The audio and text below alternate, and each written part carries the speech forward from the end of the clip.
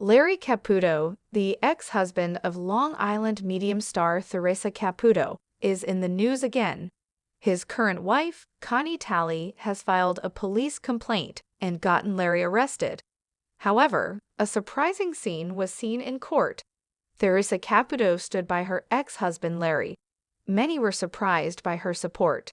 Meanwhile, Larry Caputo has made it clear, "I will divorce Connie and go back to Theresa as soon as I am released.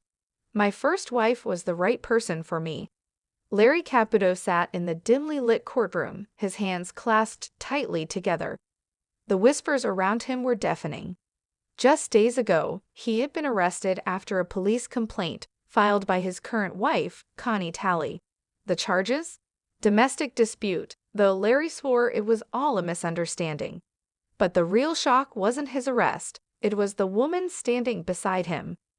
Theresa Caputo, his ex-wife, the famous Long Island medium, had shown up to support him. She sat in the front row, her blonde hair as immaculate as ever, her presence commanding attention. When their eyes met, Larry felt something stir inside him, something he thought had long faded.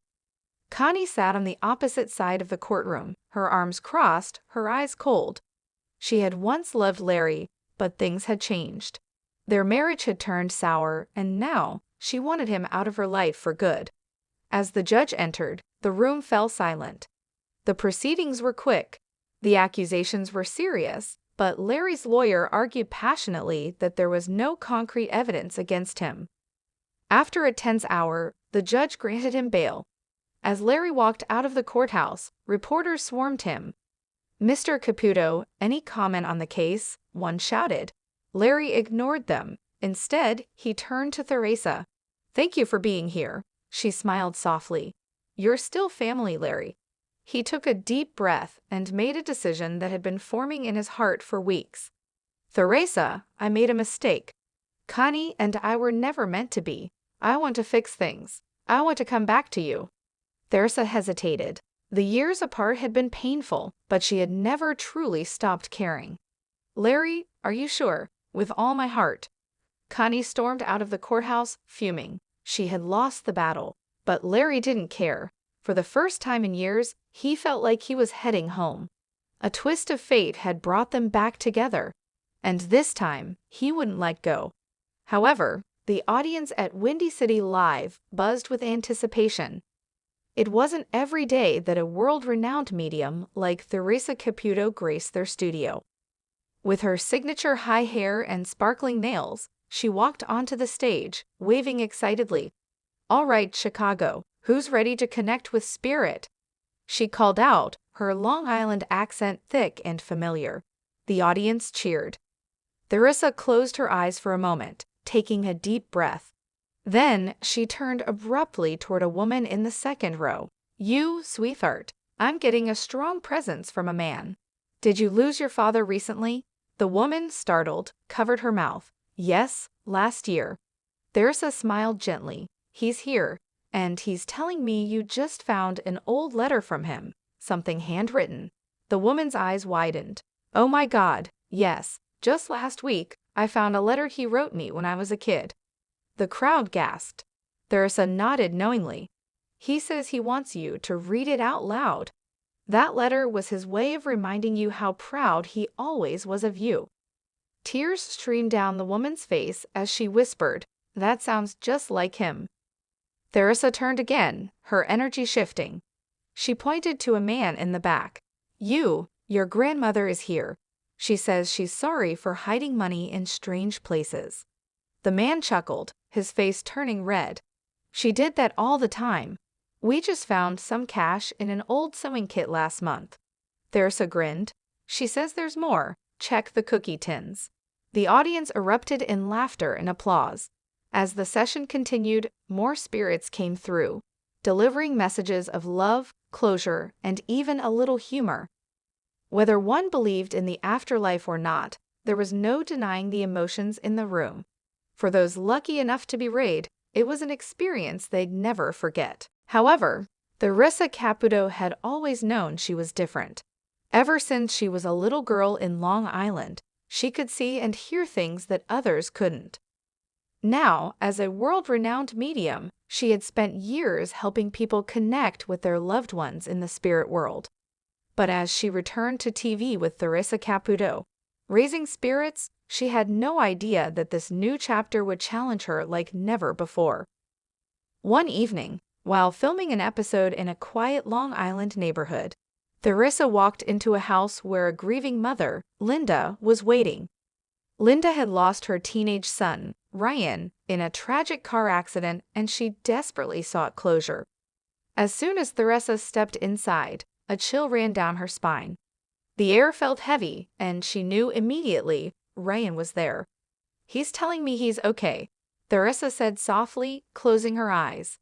"He's saying, 'Mom, you need to let go of the guilt. It wasn't your fault.'" Tears streamed down Linda's face. "I told him not to go out that night. I should have stopped him," she whispered. Theresa shook her head. "He wants you to know that he made his own choices, and he doesn't want you to hold on to the pain." Suddenly, the lights flickered. The cameras picked up a strange, glowing mist in the corner of the room. The crew gasped. Theresa smiled. "That's him. He's here to show you he's at peace." Linda sobbed, but this time, it was a release. She felt lighter, as if the weight of grief had finally lifted. That night, as Theresa drove home, she thought about how spirits always found a way to reach their loved ones. Whether through a flickering light, a sudden chill, or a feeling in the heart, they were always there.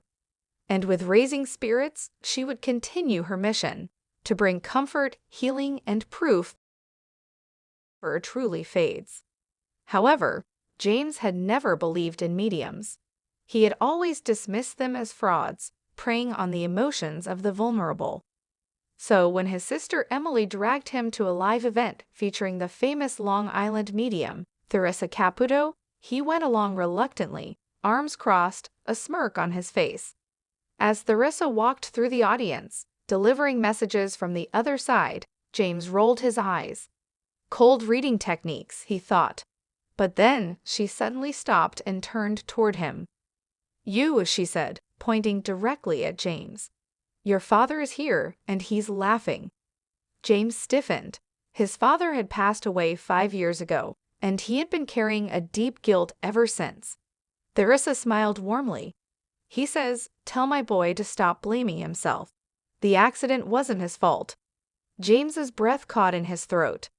No one outside his family knew how he had struggled with guilt over the car crash that had taken his father's life.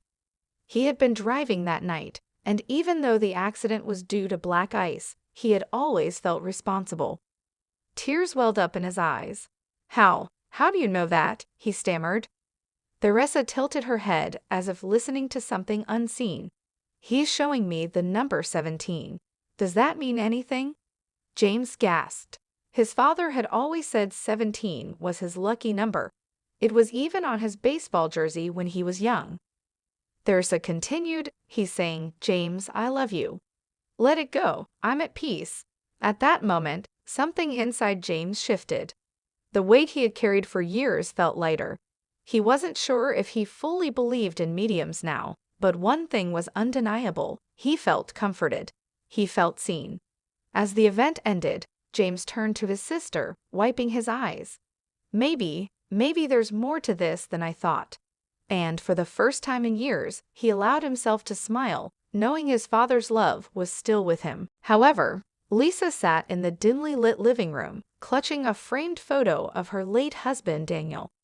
It had been 2 years since his passing, but the pain still felt fresh.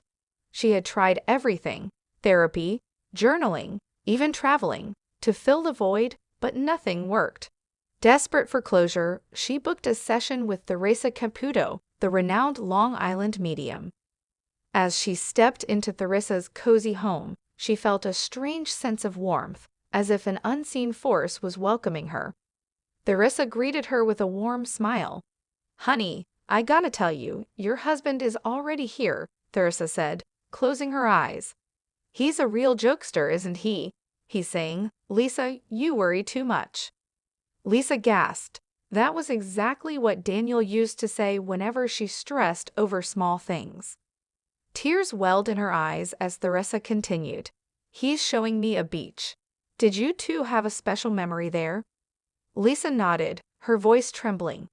We had our honeymoon in the Bahamas. He always promised we'd go back for our 10th anniversary, but he passed away before we could. Theresa smiled. He wants you to know that he was with you every time you looked at those old vacation pictures. And, oh my God, he's laughing. He says, tell her to stop feeling guilty about eating my last slice of pizza. Lisa let out a tearful laugh. That was the night before the accident. I felt so bad about it. He doesn't want you to feel bad, sweetheart, Theresa assured her. He's saying, I love you, I always will, but you need to start living again. I'll be with you every step of the way. Lisa wiped her tears and took a deep breath. For the first time in years, the weight on her heart felt a little lighter. Daniel might be gone, but his love would always remain. And in that moment she knew he was still with her. However, the lights on the Drew Barrymore show dimmed slightly as the audience buzzed with anticipation. Theresa Caputo, the renowned Long Island medium, sat beside Drew, her signature blonde hair framing her expressive face. She took a deep breath, her hands trembling slightly as the energy in the room shifted. I feel a strong presence here, Theresa said, closing her eyes. Someone's mother is coming through. She's telling me she used to love watching talk shows, and she adored her child's work in the industry. Drew looked around, intrigued, but before she could ask, one of the producers, Michael, gasped. His eyes widened, his face turning pale. That sounds like my mom, Michael stammered, his voice shaky. Theresa turned toward him with a compassionate gaze. She's showing me a locket, something you kept of hers? Michael instinctively reached for his chest, pulling out a small golden locket from under his shirt. I wear this every day. It was hers. A hush fell over the room as Theresa's eyes welled up. She wants you to know she sees you. She's so proud of you, Michael. She says she never missed a single show you worked on, and she's telling me she loved the way you made her tea every evening. Michael let out a broken sob, nodding vigorously. That was our thing. She always said I made the best tea. Tears streamed down Theresa's face as she smiled warmly. She says she still enjoys it through you. Every time you make tea, she's right there with you. And she wants you to stop feeling guilty about not being there in her final moments. She knows you loved her. Michael covered his mouth, emotions overwhelming him. Drew reached out, squeezing his hand. The audience, silent but deeply moved, watched as Theresa wiped her tears away. Thank you, Michael whispered, his voice thick with emotion. I needed to hear that. Theresa nodded, still feeling the warmth of the connection. She loves you more than you'll ever know, and she's always with you. As the show cut to a break, Drew hugged Michael and Theresa sat back, catching her breath. It was moments like these that made her gift, however emotional, truly worth it. However, the bright lights of the Drew Barrymore show studio beamed down on Theresa Caputo as she took her seat across from Drew. The audience buzzed with excitement. Everyone knew that whenever the Long Island medium was around, the unexpected could happen. Drew, ever the enthusiastic host, smiled wide. Theresa, we have some producers backstage who are huge fans, and we're hoping you might pick up on something. Theresa ran her hands over her signature platinum hair and closed her eyes briefly. Oh, honey, she said, her voice thick with emotion. I'm already feeling someone coming through. A hush fell over the room.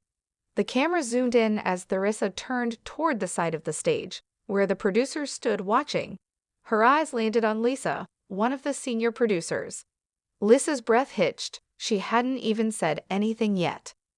There's a man coming through, Theresa said. He's showing me a leather jacket, and I keep hearing sunshine. Does that mean anything to you?